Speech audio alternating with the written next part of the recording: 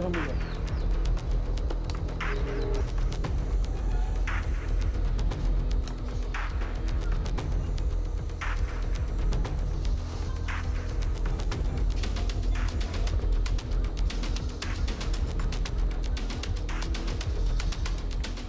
ক্ষেত্ৰত প্ৰথমতে আপোনালোকক ধন্যবাদ জনাব লাগিব।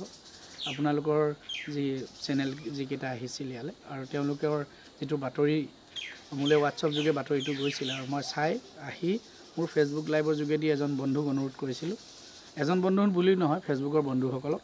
তাৰ ভিতৰত এজন মোৰ সহপাঠীয়ে তেখেতে পোনছাতে ফোন কৰি জনালে যে ঘৰটো মই বনাই দিম আৰু তাৰ সেই তেখেতে কোৱা মৰ্মেই তেখেতে ক'লে আপুনি অকণমান আগবাঢ়ি থাকিব, কাৰণ মই সন্মুখত নাযাওঁ। তেওঁৰ নামটো উল্লেখ কৰিব মনা কৰিছে, গতিকে এতিয়ালৈকে মই তেখেতৰ নামটো উল্লেখ কৰা নাই আৰু নকৰোঁ। তেওঁ বাৰম্বাৰ মানা কৰি থৈছে আৰু লগতে বুবুল চেং ডাঙৰীয়াই কথা কওঁতেও লাগি ধৰে তেওঁৰ শাৰীৰিক অসুস্থতা, অপাৰেশ্যন হৈছে, কিবা হৈছে। কিন্তু তেওঁ এইকেইদিন বিৰাট ফূৰ্তিত আছে আৰু লগতে এতিয়া আহোঁতেও হাঁহিছে। তেওঁ মই এনেকৈ হাঁহি থকা নাই দেখা, মই 12-14 দিন আহি আছোঁ। আজি তেওঁ আনন্দিত হৈছে আৰু এইখিনিতে আৰু কি ক'মনো, মোৰো ভাল লাগিছে। তেওঁ আজিৰ পৰা এই ঠাণ্ডাৰ পৰা অকণমান বাচি থাকিব। এখন বিচনাও এজনে যোগান ধৰি দিছে, জয়ন্তী শৰ্মা, তেখেতকো ধন্যবাদ জনাইছোঁ। আৰু যিজন ব্যক্তিয়ে মূল ব্যক্তি যিজনে ঘৰটো নিৰ্মাণ কৰি দিলে, তেখেতক মই অন্তৰৰ ফালৰ পৰা কৃতজ্ঞতা জনাইছোঁ আৰু নেদেখাজনৰ ওচৰত তেখেতৰ বাবে প্ৰাৰ্থনা জনাইছোঁ। তেওঁ যাতে সুস্বাস্থ্য হয়, দীৰ্ঘায়ু হয় আৰু সমাজৰ বাবে কাম কৰি যাব পাৰে।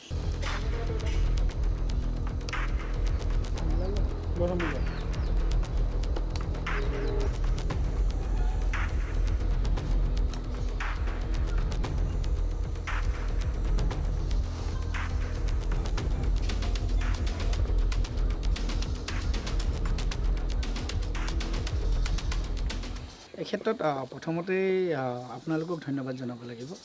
আপোনালোকৰ যি চেনেল যিকেইটা আহিছিল ইয়ালৈ আৰু তেওঁলোকৰ যিটো বাতৰি মোলৈ হোৱাটছআপ যোগে বাতৰিটো গৈছিল আৰু মই চাই আহি মোৰ ফেচবুক লাইভৰ যোগেদি এজন বন্ধুক অনুৰোধ কৰিছিলোঁ। এজন বন্ধু বুলি নহয়, ফেচবুকৰ বন্ধুসকলক।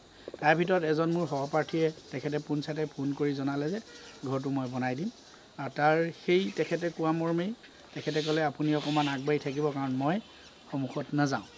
তেওঁৰ নামটো উল্লেখ কৰিব মনা কৰিছে, গতিকে এতিয়ালৈকে মই তেখেতৰ নামটো উল্লেখ কৰা নাই আৰু নকৰোঁ। তেওঁ বাৰম্বাৰ মানা কৰি থৈছে আৰু লগতে বুবুল চেং ডাঙৰীয়াই কথা কওঁতেও লাগি ধৰে তেওঁৰ শাৰীৰিক অসুস্থতা, অপাৰেশ্যন হৈছে, কিবা হৈছে। কিন্তু তেওঁ এইকেইদিন বিৰাট ফূৰ্তিত আছে আৰু লগতে এতিয়া আহোঁতেও হাঁহিছে। তেওঁ মই এনেকৈ হাঁহি থকা নাই দেখা, মই 12-14 দিন আহি আছোঁ। আজি তেওঁ আনন্দিত হৈছে আৰু এইখিনিতে আৰু কি ক'মনো, মোৰো ভাল লাগিছে। তেওঁ আজিৰ পৰা এই ঠাণ্ডাৰ পৰা অকণমান বাচি থাকিব।